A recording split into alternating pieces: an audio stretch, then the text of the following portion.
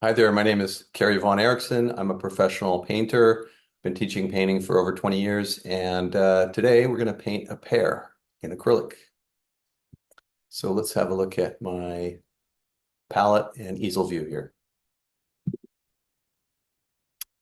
Okay, let's get started. So I find that the easiest way to work with acrylic is to um, work in layers. And so that's what we're going to do today. We're going to start off with the background here. I'm going to just do a very, very loose background. And I'm just going to work with some titanium white here and a little raw sienna and a little phthalo blue, a little black.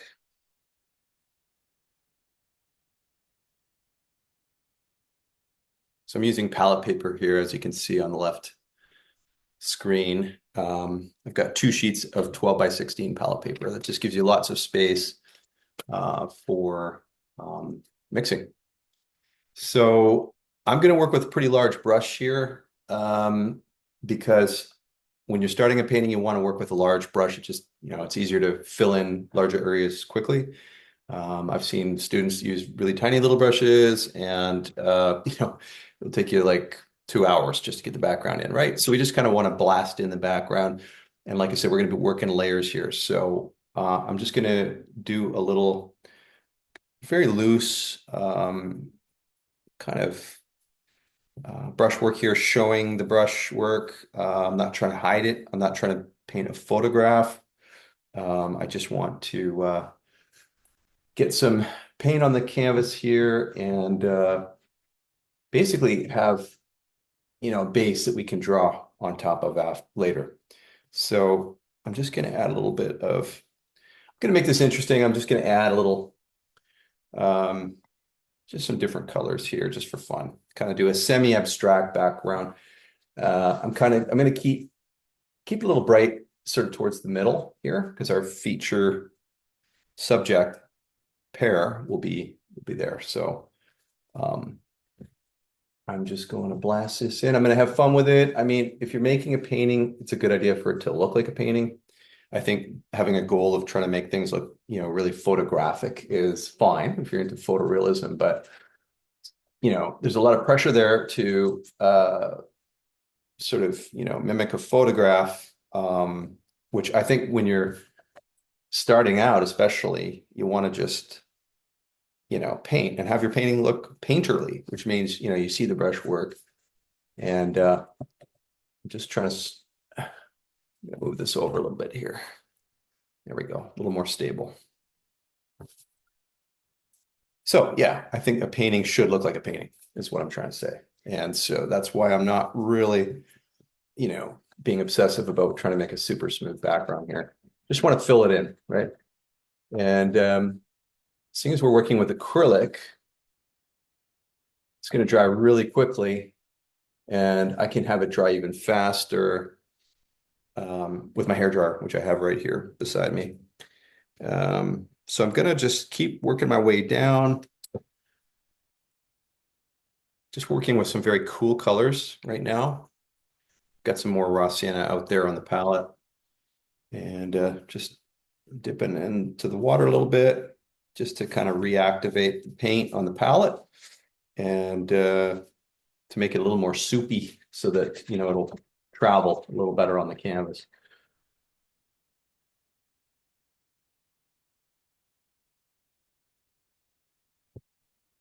I feel like I'm gonna maybe just add a little more shadow in here. And so, when you're starting, if you're, I mean, the advantages of acrylic is that it dries fast. That can also be really frustrating for people that work in oil if you're making that switch because you just don't have the same amount of time to blend and work with it. But the good thing is you can layer and layer and layer and layer until you get things right without, having to wait for things to dry for too long. I mean, I like that. I've always been, for me, it's always been a bit of a battle between, which do I prefer? I love painting in oil. I actually use water mixable oil when I'm working with oil. I'm just allergic to solvents. I worked at a sign shop when I was younger, and I was exposed to a lot of different sign making chemicals, and I've had other jobs where, there was a lot of chemicals going on and odors and whatnot that I became allergic to turpentine. I know that because I did a painting in my garage once using turpentine, which is, the pine sort of smelling solvent. And I got really sick, and I always felt not so great, using turpentine after that. So I developed an allergy at that point when I was about 18, which is a little while ago now.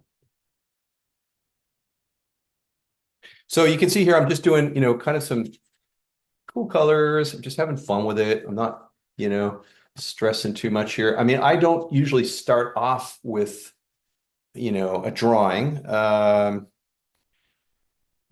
okay, I'm lying. Sometimes I do, but in this case, if you wanted to, maybe follow along and try to copy me and do a painting of a pear, this would be the way I would recommend doing it, and it'll start making more sense in a few minutes here. Yes, okay, so I feel pretty good about this background.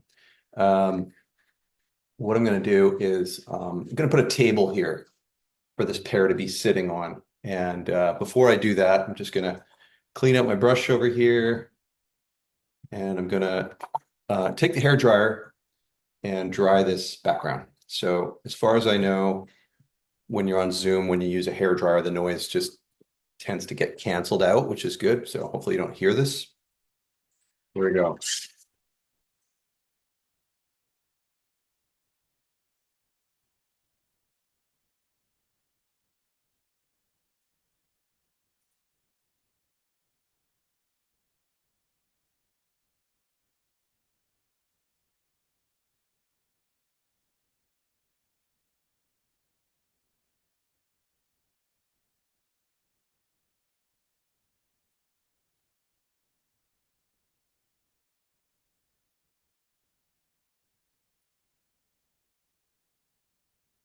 So that's all dry now. This I'm working on a canvas board, right? So it's just a canvas panel. You can get these almost anywhere, even the dollar store. However, the quality from the dollar store is not amazing, as you can imagine. And so I'm going to pop in a table here, and I'm gonna have it look as if we're looking at the corner of a table, and gonna get a little bit of warmer color out here. So again, I'm going to go back into my titanium white, which I need more of. So let's put some more over here. Get low on white. If you're buying paint and you like acrylic paint, and you always get the big white, right? Because it's the color that we end up using the most of. And so I usually get the biggest tube I can find, or sometimes it comes in a jar container. So I'm going quite bright here now. I'm kind of getting this sort of, I don't know, yellowy kind of color here. I'm gonna just go ahead and pop this in like so. So I'm kind of imagining a corner here, and then go this way.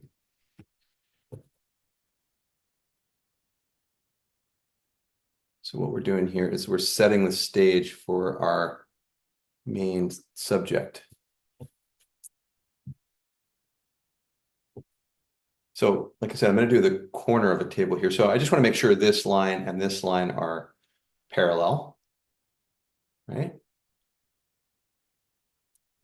I mean, if I don't, I'll have a more cubist looking kind of wonky table.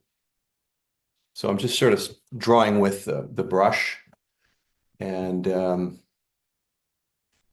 just gonna fill this in pretty quickly. So you can see, how quick and easy it is to fill in a space with a larger brush, right? The good thing about a brush like this, and I got a pack of these from Michaels, and they're just like a pretty inexpensive um, synthetic bristle brush. And, I think you get like 10 in a package or something like that.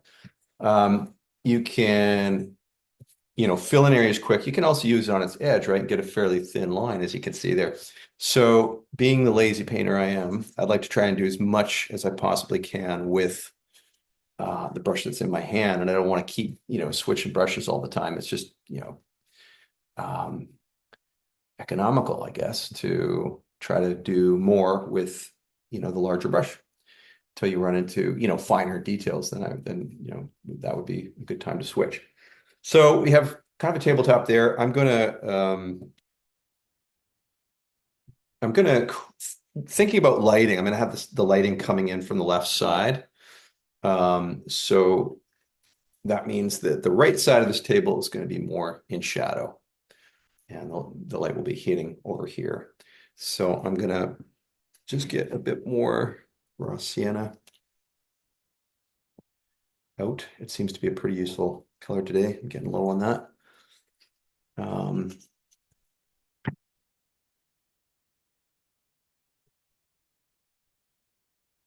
I think I'll do the left side first. So I'm going to keep that pretty warm, sort of in keeping with the top of the table, but darker than, what the color that we use for the tabletop. So I'm just cruising along here. I've added just a little bit of water to the paint mix so that it flows a little better. And I'm just going to block this in real quick here.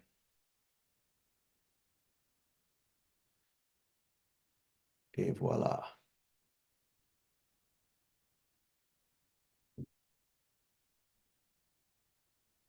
Okay, so I'm going to do the right side now. I'm going to darken this a bit, still keeping it warm. So that's the warm color, pops out from this cool background I did earlier, right? So just gonna add a little more water here.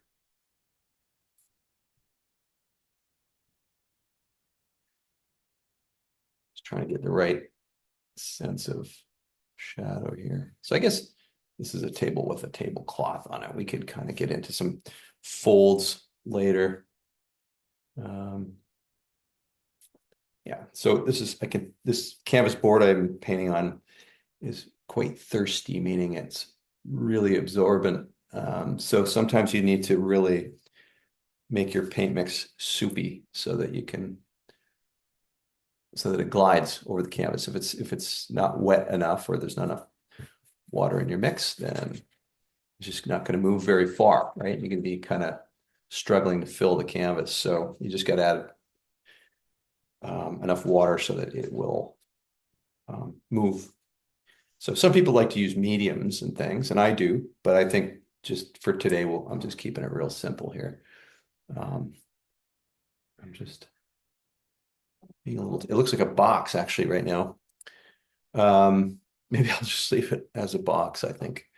Okay, so I'm going to clean the brush again, and you can see up in the top left there, I'm really beating, the bottom of the brush to really get it out.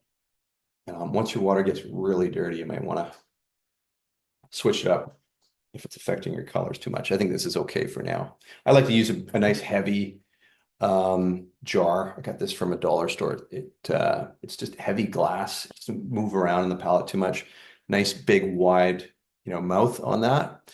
So it gives you some space to kind of swish your brush around. Some people use like a little olive jar or something. I find that's too small. Your water gets contaminated too quickly.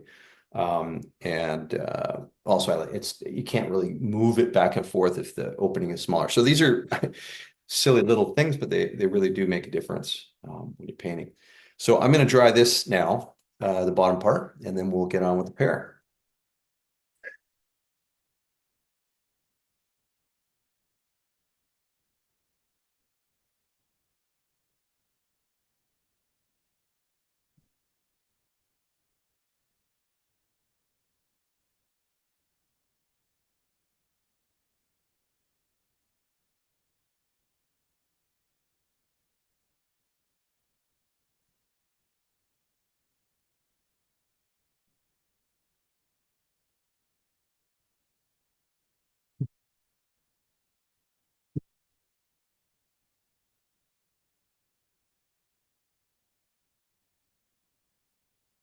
Okay, now for my favorite part, the drawing.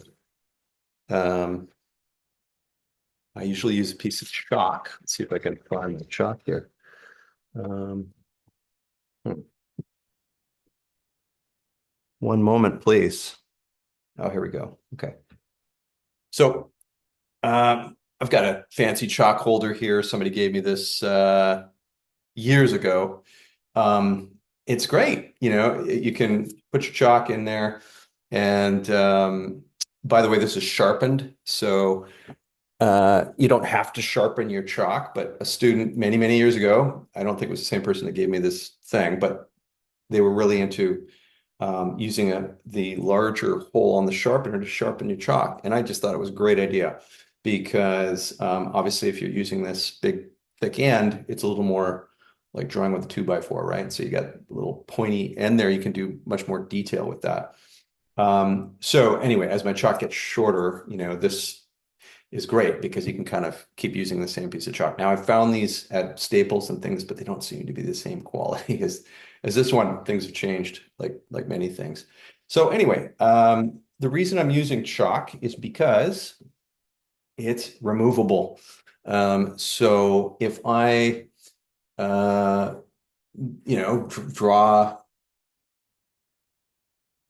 a pear, and let's say I do a pretty bad pear, okay? I would say that's a pretty bad looking pear. I can just erase it very easily. What I do is I buy these cotton rags, you just recycle old t-shirts or something. White is the best, just because then you can see kind of what's on the rag. It's not going to leave any trace of color if you're really scrubbing away at something.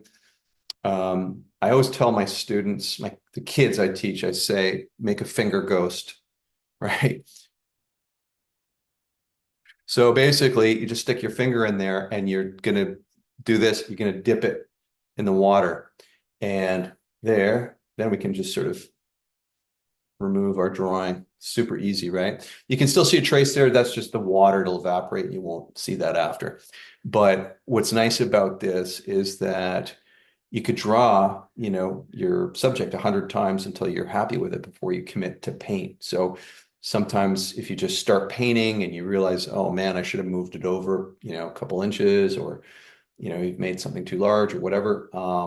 So the chalk is a really good way to just do something sort of, to check out where things are going to be. You can use it to find out what light's going to look like, in a particular area if you want to see what a light highlight looks like or something like that. So anyway, another simple studio tip, but invaluable.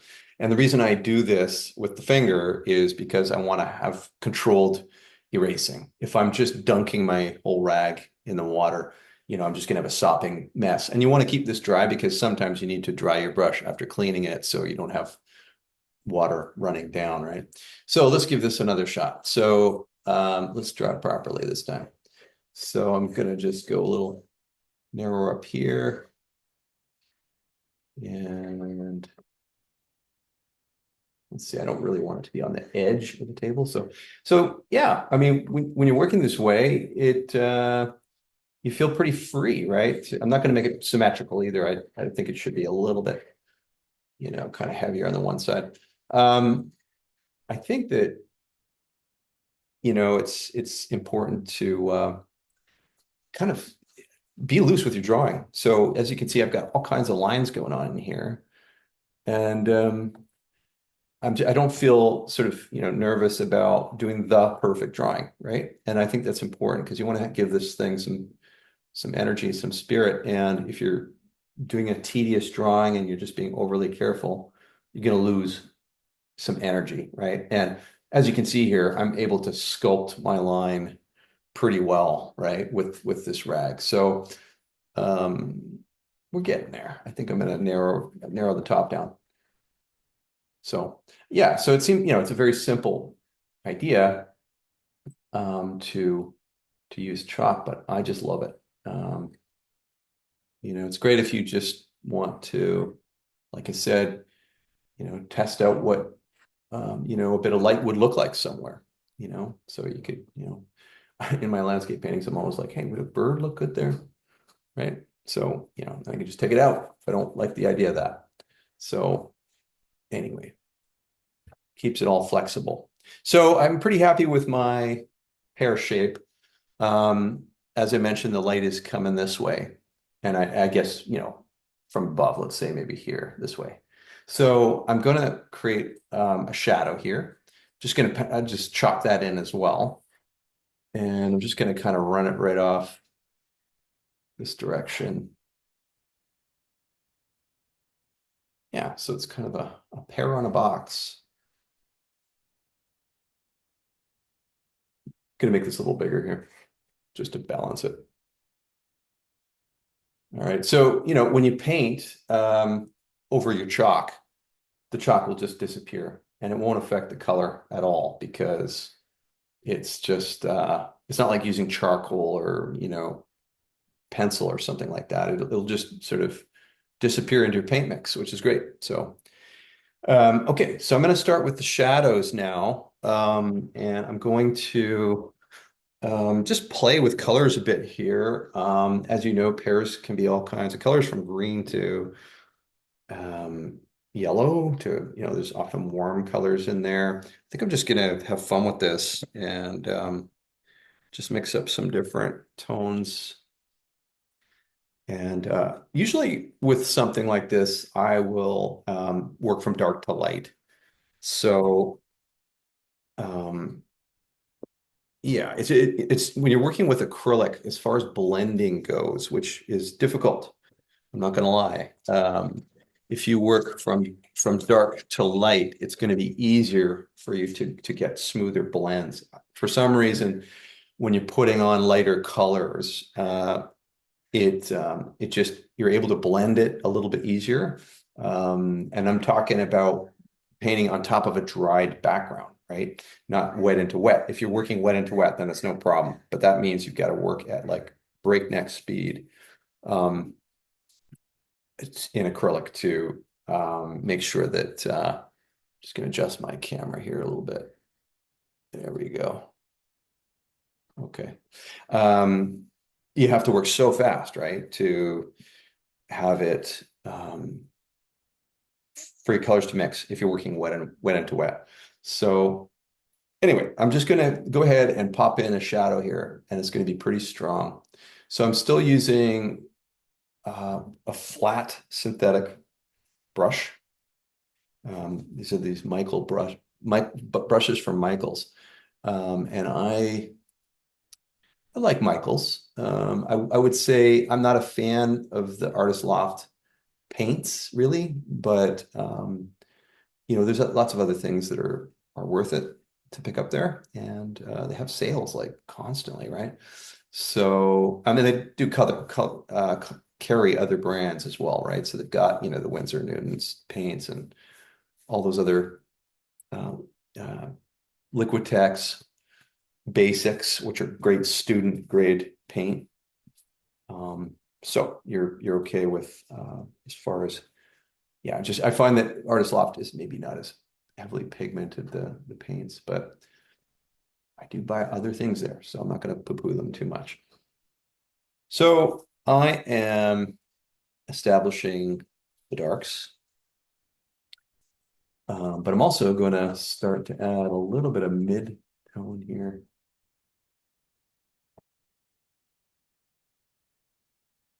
A medium.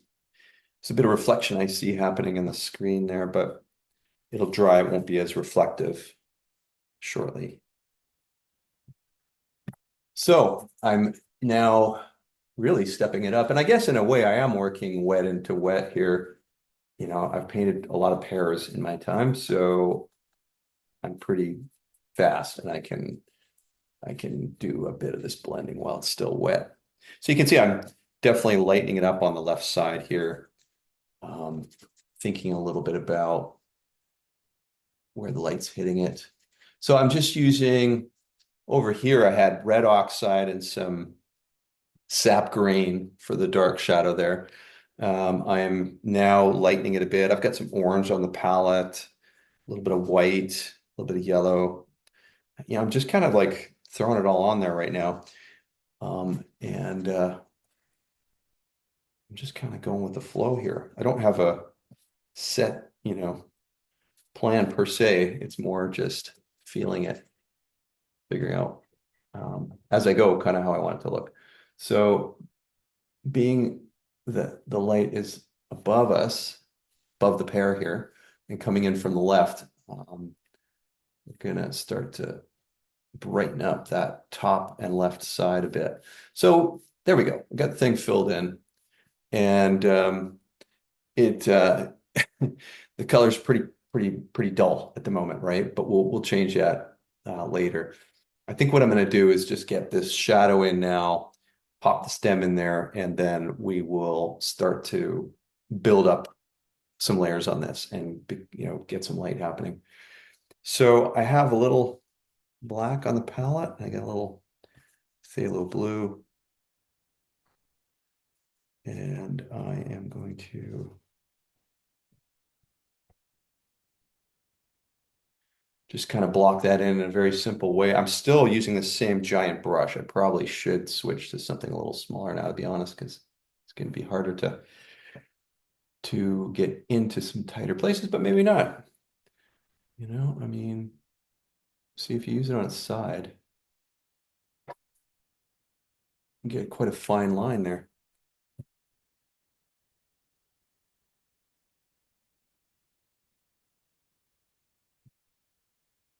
All right, and this side, I'm just going to have it connect to the edge of the box.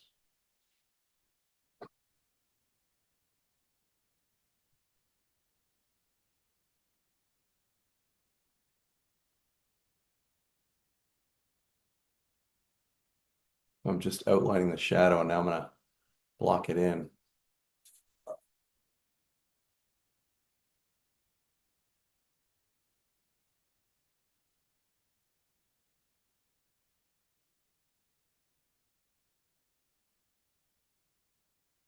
Okay, looking pretty good. This side of the box, which is also in shadow, it's not as dark as the shadow I've got here. So maybe I will just kind of darken this up a little more as well. So I'm just kind of going with a bit of a muddy mix here. Often when I start paintings, paintings will go through an ugly stage, right? So they're not going to look necessarily awesome the entire way through. You're going to have some dull colors at different points. Maybe you're working out the drawing. They definitely can go through a bit of an awkward phase. So I think that's the thing for beginners that they maybe don't know is that, I think a lot of beginning painters think that everything's got to look amazing the whole way through, right? And look like a photograph right from the get-go. And so often artists will, if they're painting a face, will start off with something really, really detailed, like an eye, or the eyelashes or something like that. And, work out from there. And the problem with that is that you want to keep it really general rather than starting off with any kind of detail. It's better to work up to the detail. First of all, it just makes the whole painting experience better because you're not starting off with this fine detail and getting frustrated immediately about the fact that it doesn't look like your photo reference or whatever, right? So you can need a little water there. So keep things loose as long as possible, right? It'll give the painting more energy, won't look so uptight, but also it will just, keep the process loose and a little bit more fun. And also when it comes to, composition, you know that it's going to be, when you start off in these really general ways, you won't be upset about having to move something a bit, right? Or as you saw earlier, change your drawing, your underdrawing, your chalk drawing. So keep it simple, and work in layers, work from background to foreground, right? Is a good idea. mean, there's so many ways to do a painting, and of course it depends on the medium you're using. It's different with oil, different with watercolor. I mean, all these different mediums have, there's different ways to build a painting, but with acrylic, this is how I would do it. Start off with a background, blast it in quick, use a big brush. I have some brushes that are much larger that I often will use to just really get this in quick. But as you can see, the thing is shaping up nicely, and it's just, kind of a pleasurable process, right? Instead of, pulling your hair out about detail. So got to dry this now, and then we'll move on to getting some light happening in here.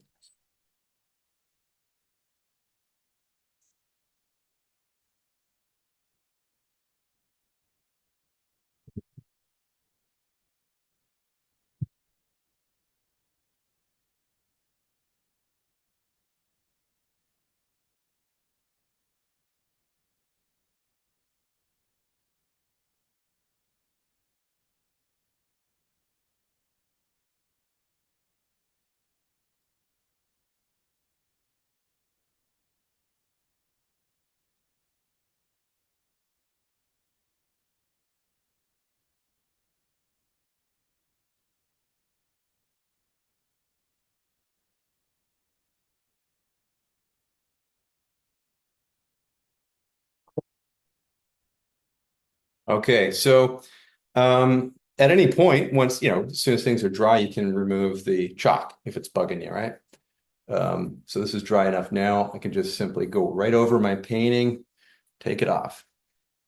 So what a great thing that chalk is, eh? So there we go. So I'm going to now start to brighten up this pear on the left side, create a little bit more light, a little more excitement. And so getting back into some orange here. This is cadmium orange. You'll notice I'm painting over, what looks like, well, it's dry, right? So I just, you can recycle areas of your palette. Because these mixes were quite thin and water evaporated and they're dry now. So I can kind of continue working in those areas. So another good, thing with acrylic, that you can reclaim space on your palette. So I got this orange, and boy, is it orange. I'm gonna add a bit of yellow to it. I feel like I need a little green in there too. It's just a little too orangey. Okay, I need more yellow as well. So this is going to be cadmium yellow medium.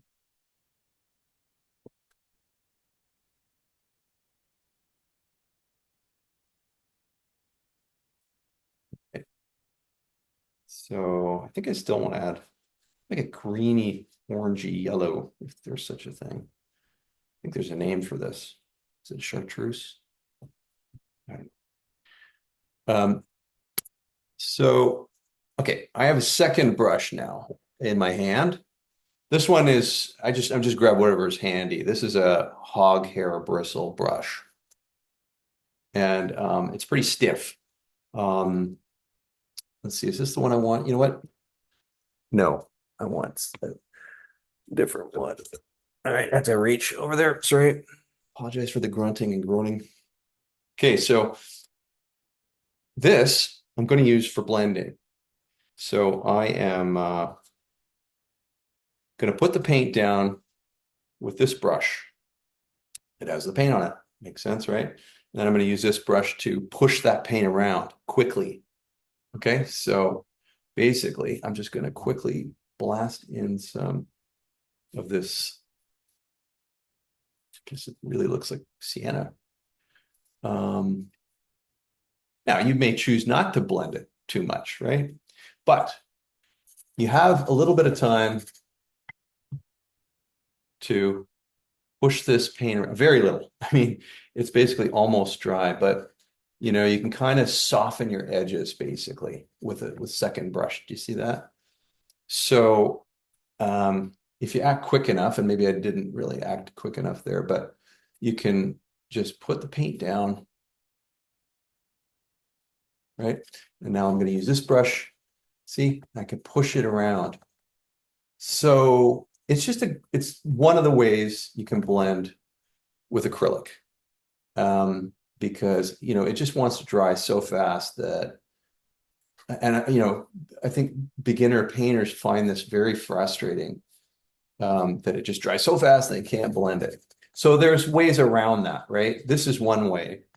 And I mean, I have to admit, this canvas is extremely absorbent, so it's drying even faster than what I'm used to. But I'm able to blend a bit there. So I don't want to jump too far ahead, and maybe I'll save this for the next video I do, but there are things out there called mediums, right, which will change the properties of your paint. There's mediums to make your paint thicker. There's mediums out there. I'm going to just throw in a little green here. There we go. That's nice. So yeah, there's mediums you can use to make your paint thicker, and so you can add texture to your work. There are mediums out there that will thin it and make your paint more of like a glaze. There's glazing mediums.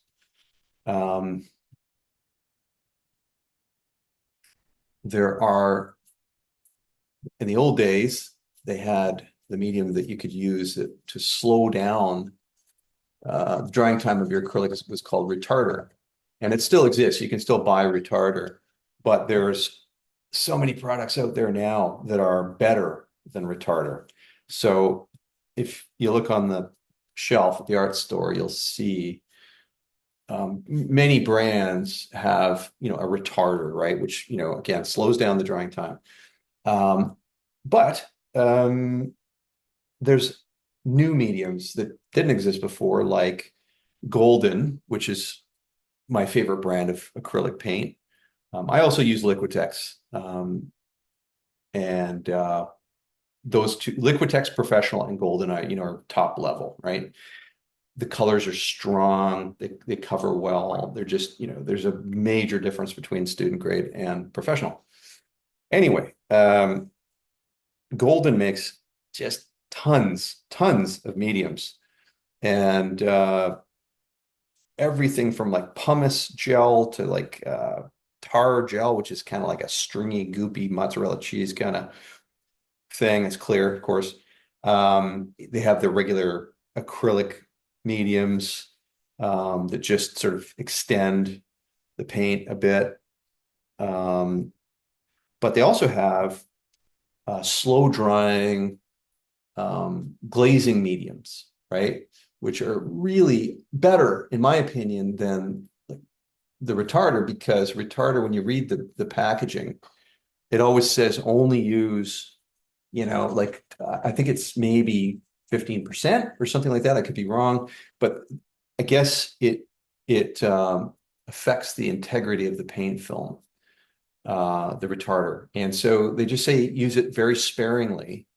And with the Golden glazing medium, for example, there's no limitations on how much you can add, or it'll just increase the strength of the paint film. So they make a great. So the glazing medium is great. They also have a line of paints called open acrylics, and they are extremely slow drying. And Golden created them for plein air painters who would be frustrated out there in nature, spending all their time opening up paint tubes and putting out more paint because you got the sun and the wind going, and your paint just dries immediately, right? And so they came up with this open acrylic, and I have a jar of the titanium white here. So Golden has their regular professional grade paints, which are awesome. And then they also have this line called Golden Open. And these are extremely slow drying. So in a way, it's kind of like working with oil a bit. It's not a replacement for oil, and it's definitely a little different, but I mean, I love it. It's great stuff. So, if you put a thick paint stroke on of the open, it's going to be wet for, maybe even a day or two. So it gives you lots of time to kind of work the paint and be able to blend easier. So obviously, having the paint be wet for, long periods of time will give you that time you need to move the paint around a little bit. So I'm just using regular acrylic here today because I feel like that's what most people have. And so losing my train of thought here. As you can see, I'm adding the light, right? More light. Oh, that's a nice little highlight there. I think I'll leave that. So I'm just building up the light, right? So you can see it's like step by step, just sort of, you know, um, layering this light on there, thinking about where it's hitting this pear, right? And for example, this light I'm adding now, I'm not really going too far down because these shadows are working, that looks pretty good down there. So I'm just wanting to build it up a little bit more around the edges here on the left side. I'm liking how this is going. So let's go ahead. Let's put another little highlight here. That's nice. Hmm. Yeah, so like a little bit reflective, but not too shiny. It's not like a polished apple, I'm just trying to get just a nice little highlight there. Yeah, okay, that's looking pretty good. So, there's more I could do here. I'm not sure that I'll add anything to this right now. I'm going to think about it, look at it, which is what I normally do. And I think we'll just leave it at that for now. So it didn't take long to put that together. As you can see, one thing I will do though, just noticing it now, the stem, I'm going to have it coming down just a little bit into the top of the apple, sorry, the pear. So I'm going to just take a small brush here. Finally switching to a small brush, just because I'm doing a real fine line here. So I'm going to come down there. That looks a little better. And then I think we're going to need to make some kind of little divot there to make it look like it goes into a little recess.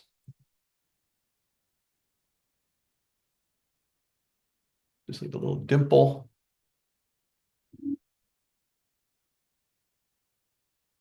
Go a little darker there. So you can see I'm adding like these fine little details at the end, right? So that's why I just suggest that you keep it super basic for as long as you can, block everything in, big brushes, big shapes, and just keep it really simple. It makes the whole painting process more fun. I'm just going to touch up that little, after saying I'm finished now, I'm realizing I'm not. Anyway, yeah, so where was I? Big brushes, chalk drawing, working from back to front, dark to light. All these things will help you be able to put a painting together that looks pretty three-dimensional and doesn't take you too long and retains some sense of painterliness. Okay, I think that's looking pretty good. Do I need a little light here, maybe? Yeah, so I usually play around with these little details at the end, and I could go a little further here. Actually, you know what? Just a little highlight on this stem would be great. Maybe just right about there. You barely see that from the camera angle, but okay. I think that looks pretty good. I'm happy. How long did that take? I'm not really sure.